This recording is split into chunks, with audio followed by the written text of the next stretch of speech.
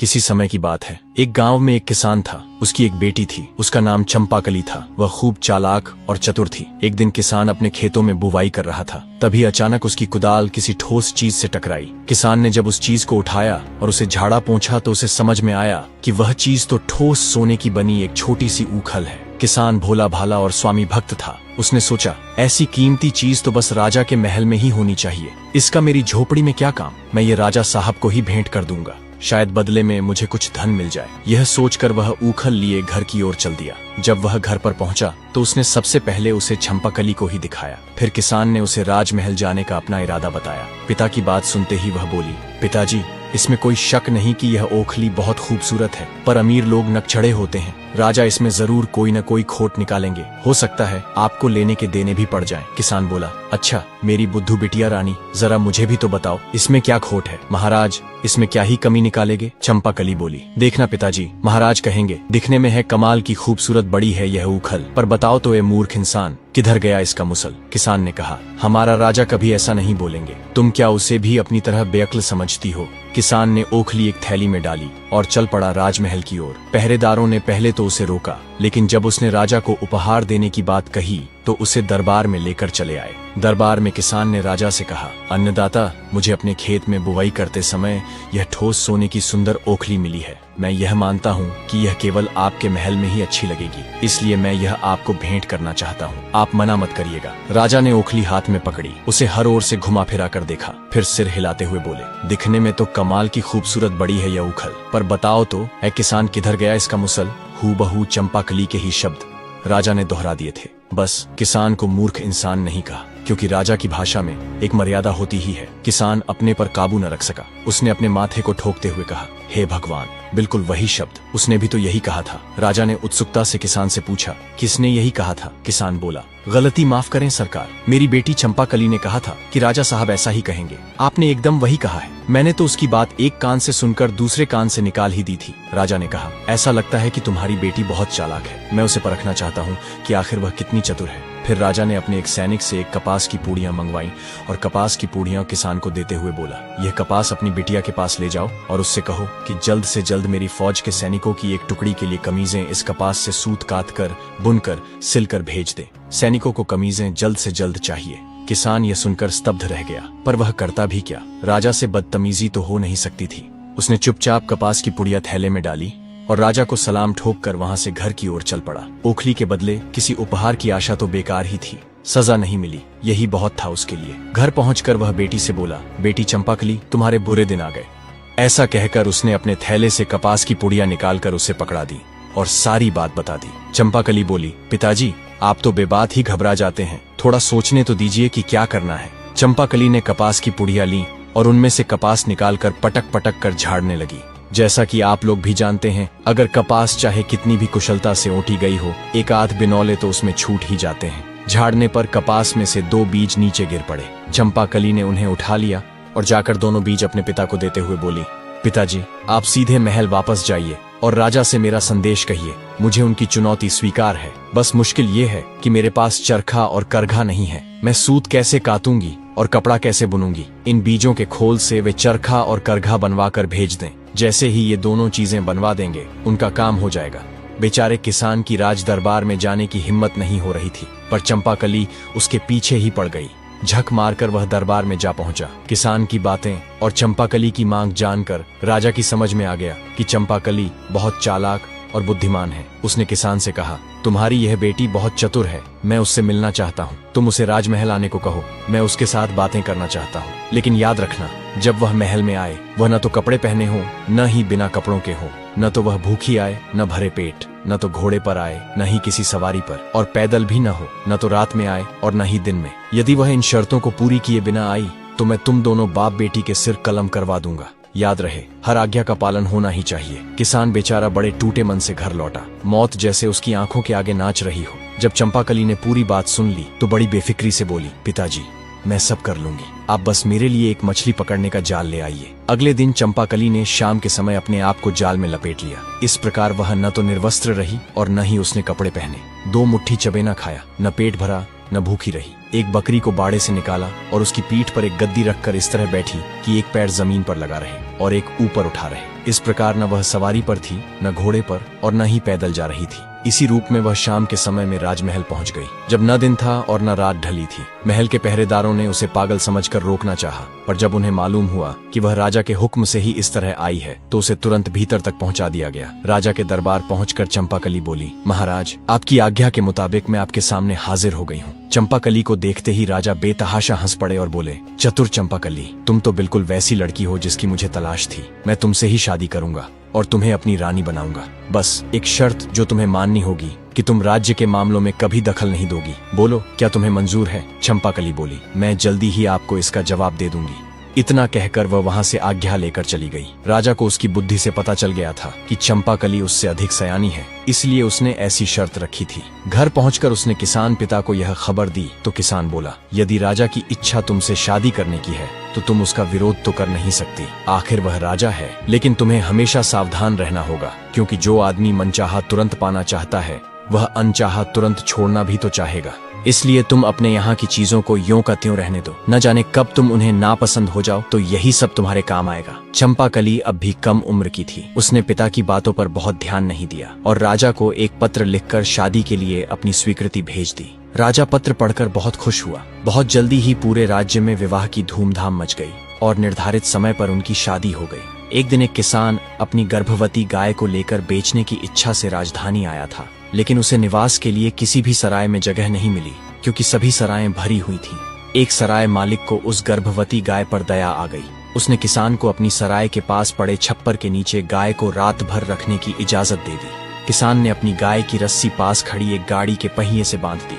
भगवान की माया, सुबह सबने देखा कि गाय ने रात में एक बछड़े को जन्म दिया था, जो लुढ़क कर गाड़ी के नीचे चला गया था। गाय का मालिक बहुत खुश हुआ।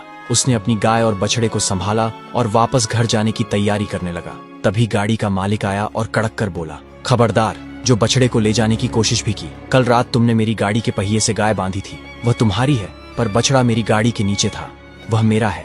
किसान बोला, लेकिन बछड़ा तो गाय के पेट से निकला है। गाय मेरी है तो बछड़ा भी मेरा ही है। गाड़ी वाला बोला, तुमने गाय बांधी थी, गाय खोल लो, वह तुम्हारी है, लेकिन बछड़ा गाड़ी के नीचे था। गाड़ी मेरी है तो बछड़ा मेरा है।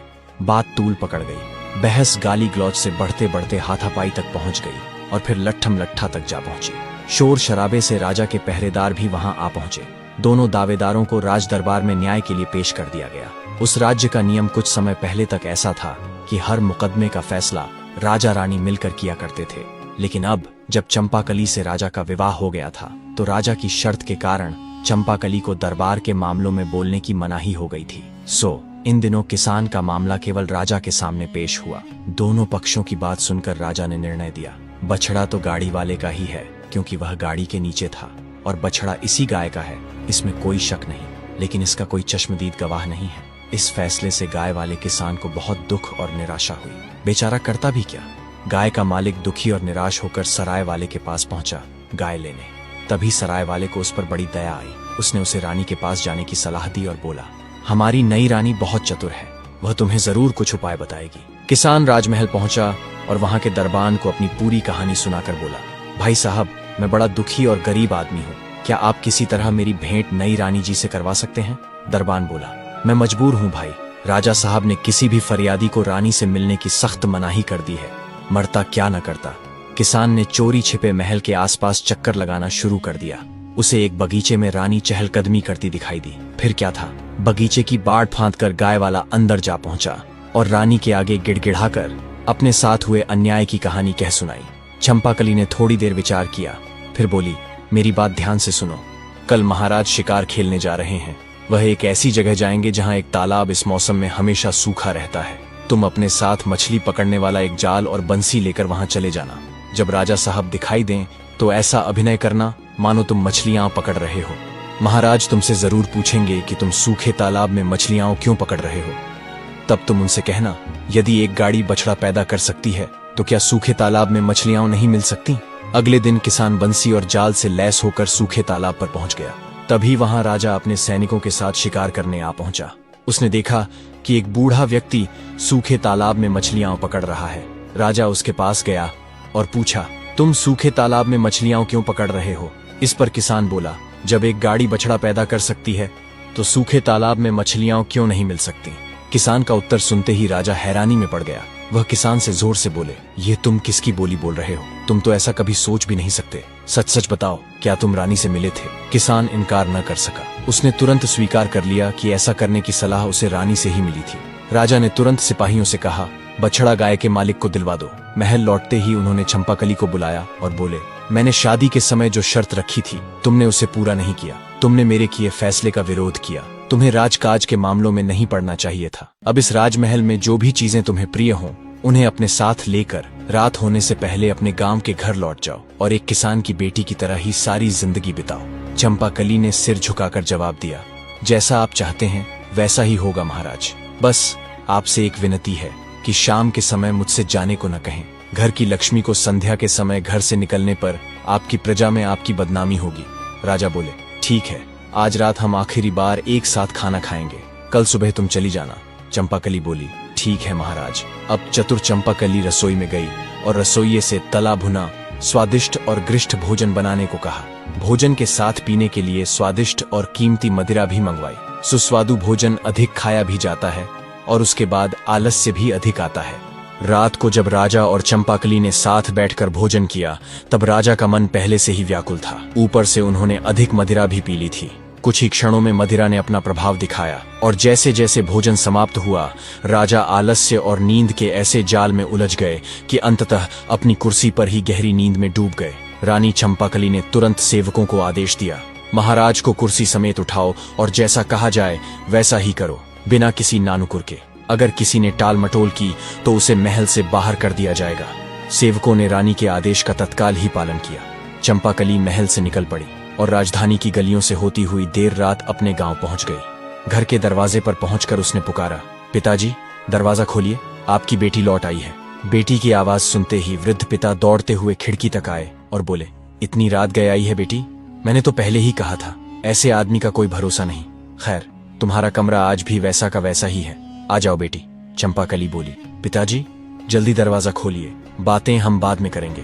दरवाजा खुला तो किसान ने देखा कुछ सेवक राजा साहब को कुर्सी सहित उठाए खड़े हैं। चंपाकली ने राजा को अपने कमरे तक पहुंचाया, उनके जूते उतारकर उन्हें बिस्तर पर सुलाया, सेवकों को विदा किया और खुद भी उनके पास लेट गई। कुछ देर बाद राजा की नींद टूटी। शायद गांव का बिस्तर महल जितना मुलायम नहीं था।